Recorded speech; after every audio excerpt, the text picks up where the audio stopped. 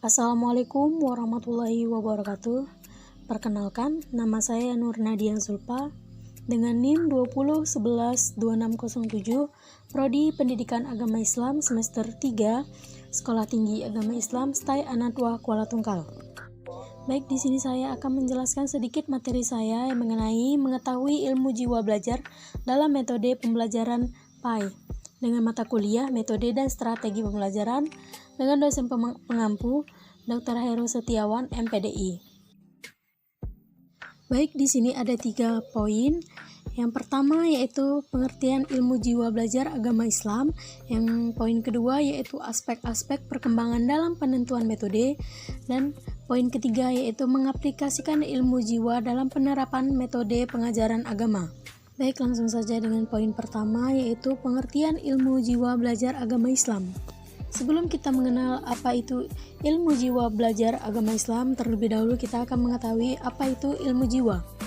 Ilmu jiwa atau psikologi berasal dari bahasa Yunani psyche yang artinya jiwa dan logos artinya ilmu pengetahuan. Secara etimologi, ilmu jiwa adalah ilmu yang mempelajari tentang jiwa, baik mengenai macam-macam gejalanya, prosesnya, maupun latar belakangnya. Nah, sekarang kita akan membahas apa itu belajar.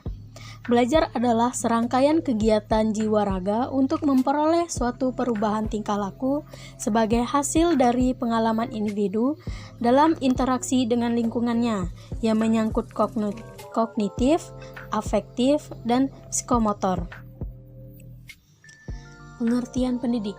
Pendidik diartikan sebagai satu proses transformasi nilai budaya yang ditata sedemikian rupa untuk memberikan bimbingan dan pembinaan bagi seseorang mengenal, mengembangkan serta mengendalikan potensi yang ada pada dirinya agar dapat berjalan secara wajar dan benar sesuai dengan kaidah yang ada. Agama Islam. Agama Islam adalah satu ajaran yang diwahyukan dari Allah Subhanahu wa taala melalui Nabi Muhammad SAW dengan kitab suci Al-Qur'an sebagai sumber hukum dan sumber pengetahuan. Jadi dapat kita simpulkan, ilmu jiwa belajar agama Islam adalah ilmu jiwa tentang bagaimana seseorang belajar agama Islam dari perkembangan jiwa yang sedang dialaminya. Baik, kita memasuki poin yang kedua, yaitu aspek-aspek perkembangan dalam penentuan metode. Aspek-aspek perkembangan dalam penentuan metode ini memiliki 2 faktor yang mempengaruhi keberhasilan dalam belajar dan mengajar. Apa saja 2 faktor itu? Ayo kita telah lagi. Pertama yaitu faktor internal, dan kedua faktor eksternal. Faktor internal meliputi 2 faktor lagi, yaitu faktor biologis atau faktor jasmaniah. Nah, faktor biologis ini berhubungan dengan keadaan fisik atau individu yang bersangkutan. Yang perlu diperhatikan dalam faktor biologis ini yaitu kondisi fisik yang normal, tidak memiliki cacat sejak dalam kandungan sampai lahir. Faktor internal yang kedua yaitu faktor psikologis atau rohaniah. Faktor ini berhubungan dengan segala hal yang berkaitan dengan kondisi mental seseorang yang meliputi intelijensi atau tingkat kecerdasan, kemauan, bakat, daya ingat, dan daya konsentrasi. Faktor yang kedua dari aspek perkembangan dalam penentuan metode yaitu faktor eksternal.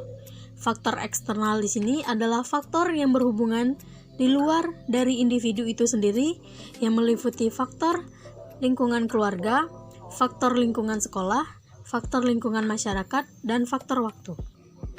Baik, kita memasuki poin terakhir yaitu mengaplikasikan ilmu jiwa dalam penerapan metode pengajaran agama.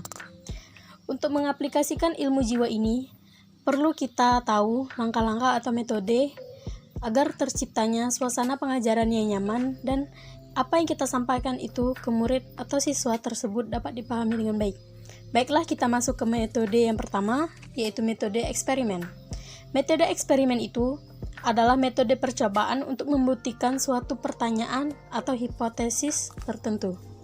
Metode yang kedua yaitu metode observasi. Metode ini mempelajari gejala kejiwaan melalui pengamatan dengan sengaja, teliti, sistematis. Metode observasi dibagi 2 yaitu metode introspeksi. Metode ini meninjau gejala-gejala kejiwaan jiwa diri sendiri. Terus yang kedua yaitu metode ekstrospeksi. metode yang meninjau gejala-gejala kejiwaan orang lain. Metode yang ketiga yaitu metode genetik. Metode ini juga disebut metode perkembangan, merupakan teknik observasi yang digunakan masa pertumbuhan mental dan fisik anak dan juga hubungannya dengan anak-anak lain dan orang-orang dewasa, yakni perkembangan sosialnya, kemudian dicatat dengan cermat. Metode keempat yaitu metode riwayat hidup atau klinis. Metode ini menyelidiki gejala-gejala kejiwaan dengan mengumpulkan riwayat hidup sebanyak-banyaknya, baik yang ditulis sendiri maupun ditulis oleh orang lain. Metode yang kelima atau metode yang terakhir yaitu metode tes. Metode tes adalah suatu alat yang di dalamnya berisi sejumlah pertanyaan yang harus dijawab atau perintah-perintah yang harus dikerjakan untuk mendapat gambaran-gambaran tentang kejiwaan seseorang atau kelompok. Ia digunakan untuk mengukur semua jenis kemampuan minat, bakat, prestasi, sikap, dan ciri kepribadian. Baiklah, hanya ini yang dapat saya sampaikan. Semoga dengan video ini dapat bertambahnya wawasan kita tentang ilmu jiwa belajar dalam metodologi pengajaran dan menjadi berkah untuk kita semua. Apabila terdapat kata-kata yang salah diucapkan, mohon dimaafkan. Saya akhiri. Wabillahi taufiq wal hidayah. Wassalamualaikum warahmatullahi wabarakatuh. Terima kasih.